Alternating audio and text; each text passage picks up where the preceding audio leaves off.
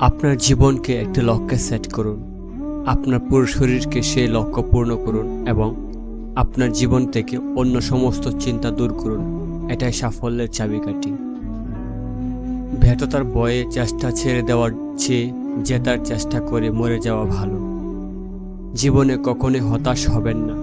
কে জানে আগামীকাল সেই দিনটি হতে পারে যার জন্য আপনি বছরের পর বছর অপেক্ষা করেছিলেন। আপনার পরিস্থিতির কারণে আপনার স্বপ্ন পরিবর্তন করা উচিত নয়, বরং আপনার স্বপ্ন পূরণ অনুযায়ী আপনার পরিস্থিতি পরিবর্তন করা উচিত।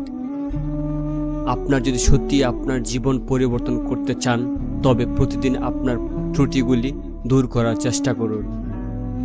একজন ব্যক্তির যদি গ্রহণ করার সাহস থাকে এবং উন্নতি করার ইচ্ছা থাকে, তবে সে অনেক কিছুই শিখতে পারে। এটা সম্ভব যে আমাদের সবার সমান প্রতিভা নাও থাকতে পারে, কিন্তু আমাদের প্রতিভার বিকাশের জন্য আমাদের সবার সমান সুযোগ রয়েছে।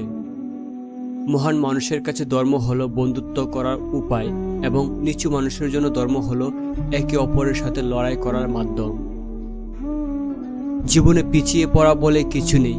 মনে রাখবেন, টিকিটের লাইনের শেষ ব্যক্তিটাও একসময় কাউন্টারের সামনে এসে পৌঁছে যায়।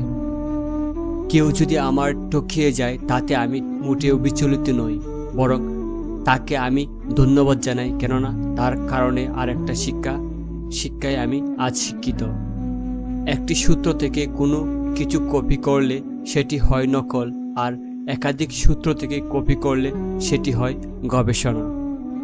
কাউকে স্বপ্ন দেখিয়ে চলে যাওয়ার অনেক সহজ, কিন্তু সাথে থেকে কারো স্বপ্ন পূরণ করা অনেক কঠিন।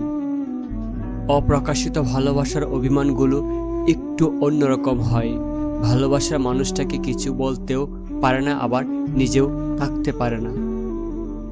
জীবনে প্রতিটি ক্ষেত্রেই অভিনয় করতে হয়, আর সবচেয়ে বড় অভিনয়টা হচ্ছে সুখে না থাকেও সুখী হওয়ার অভিনয় করা। জীবনে যত ঝামেলায় থাকুক, তার সমাধান সহজ চিন্তা করলে বেড়ে যাবে, আর চুপ থাকলে কমে যাবে। ধৈর্য ধরলে ঝামেলা শেষ হয়ে যাবে। যে কোনো পরিস্থিতিতে খুশিতে থাকলে অবস্থা পরিবর্তন হয়ে যাবে।